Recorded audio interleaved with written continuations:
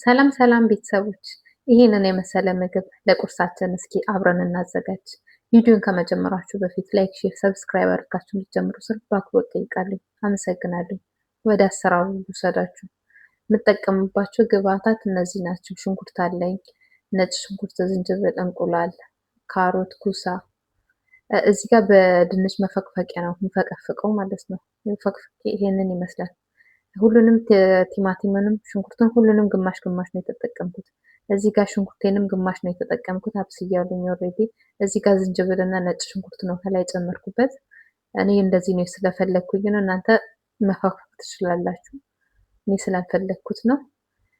ትንሽ እንዲያ አንድ ላይ ጠበስ ጠበስ አድርገውና ይሄንን ይመስላል። ብራውን መስሏል። በጣም ነው የሚያምረው። ከላይ ካሮቴን ሁሉንም የፈቀፈኳቸውን እንዳለ እጨምርበታለሁ ማለት ነው። እና ይሄንን ይመስላል።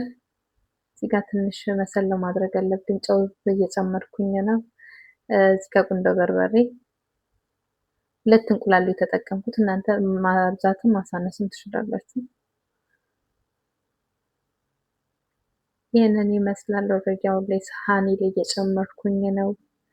እዚህ ጋር አቅርቤዋለሁ። ይሄንን ይመስላል። ሞክሩት። ለቁርስም ይሆናል ለእራትም ይሆናል። በጣም ነው የምትወዱት ማለት ነው። በጣም ወዶ ምግብ ነው በነገራችሁ ላይ። በጣም ነው ደስ የሚለው። አይሰለችም ስትበሉት ማለት ነው። እና ቪዲዮን ከወደዳችሁት ላይክ፣ ሼር፣ ሰብስክራይብ እንድታደርጉ ስል በአክብሮት እጠይቃችኋለሁ።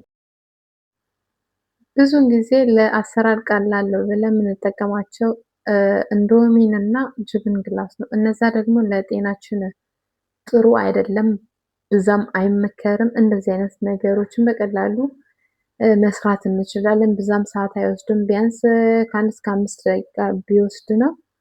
እና እንደዛ እያደረጋችሁ ተመገቡ። ላለኝ አመሰግናለኝ። በሌላ ቪዲዮ እስክመለስ ባይ ባይ።